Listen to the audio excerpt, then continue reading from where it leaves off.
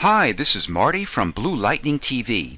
I'm going to show you how to recreate a Pulp Fiction magazine cover from the 1950s. I provided a Photoshop template that you can download so you can follow along. Its link is located in the video description or project files. In addition, I provided links to all the fonts that we'll be using in this tutorial. If you're not sure how to install fonts, watch my tutorial on how to do this. I provided that link as well. Click on the down arrow to open the elements of the template. It includes the outside shape of the cover, the worn creases texture, the logo of the publisher, and the price of the magazine.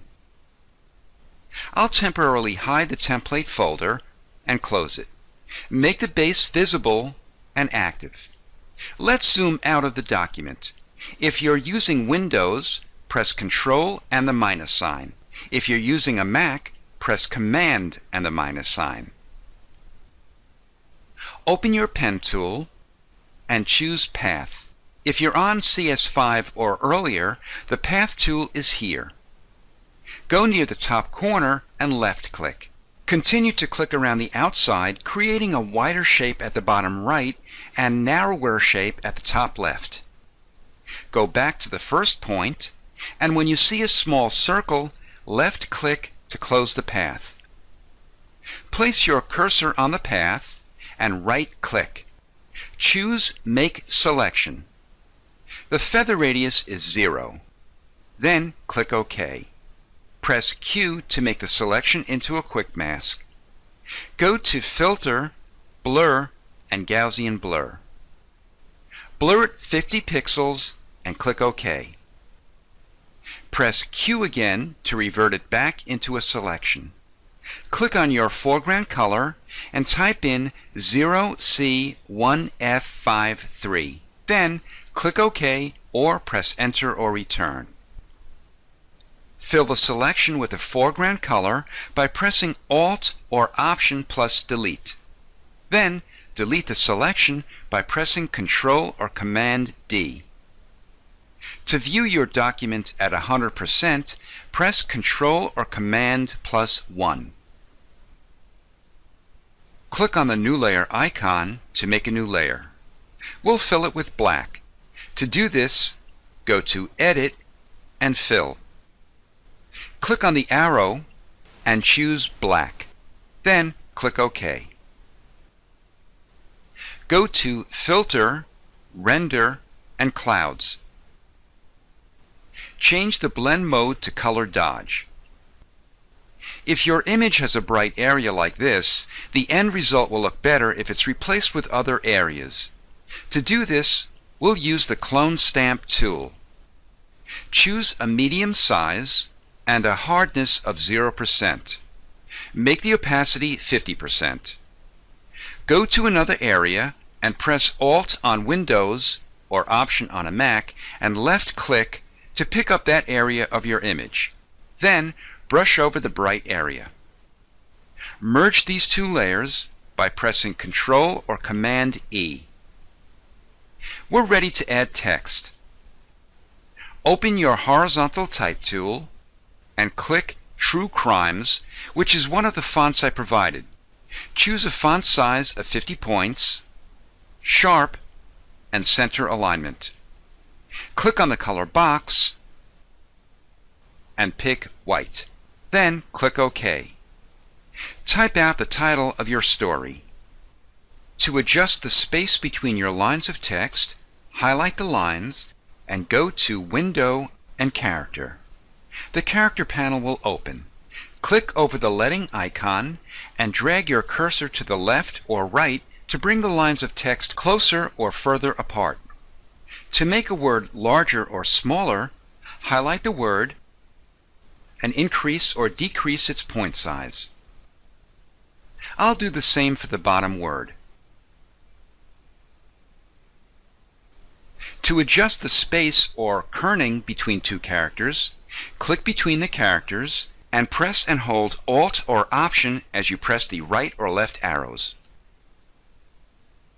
Continue to adjust the kerning and leading of your title until you're happy. Next, we'll add a stroke and a drop shadow. Click the thumbnail of the text layer and click the FX icon. Choose Stroke. Make the size 6 pixels and the position outside. Click Drop Shadow. Make the opacity 50%, the distance 36 pixels, and the size 2 pixels. Then click OK. Next, we'll reposition and angle it using the Transform tool. Press Ctrl or Command T. To reposition it, click inside and move it.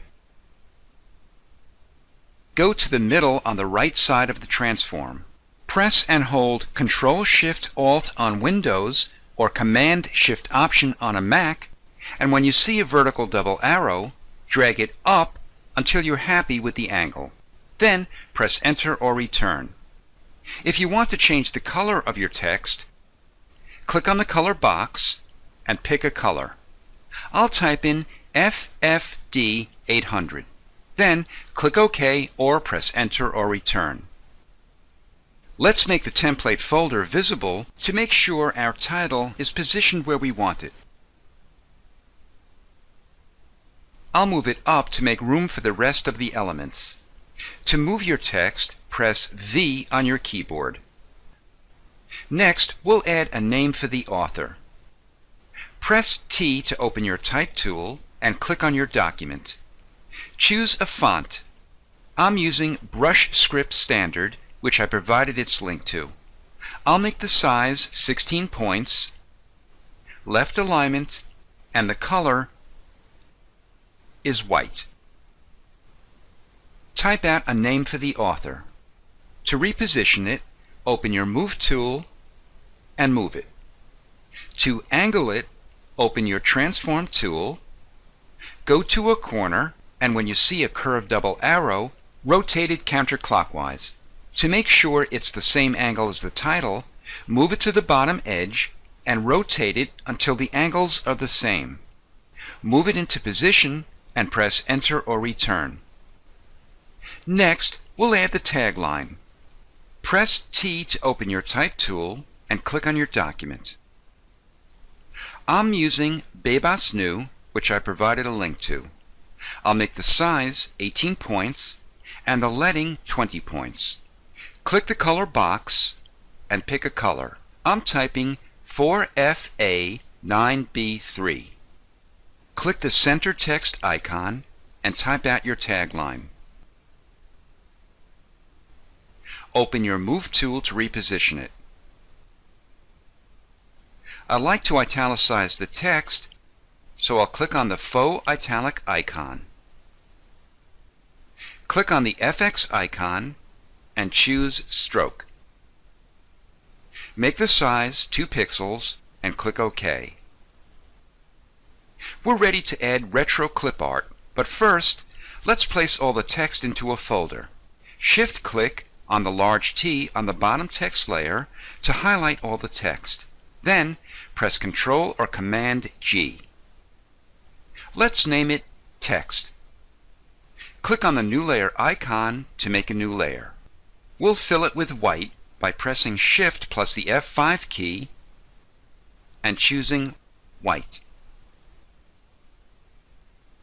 Click off the eyeballs of all the other layers to hide them. Press T to open your Type tool and click on your document. Open Horror Dingbats 2 The Victims, which I provided the link to. Make the size 300 points and make the color black. Click the Caps Lock key on your keyboard.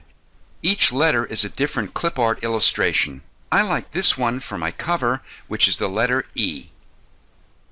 Control-click or Command-click on the T to make a selection of the shape of the clip art. Click the New Layer icon to make a new layer and hide the clip art text. Press D on your keyboard to make your foreground and background colors black and white respectively.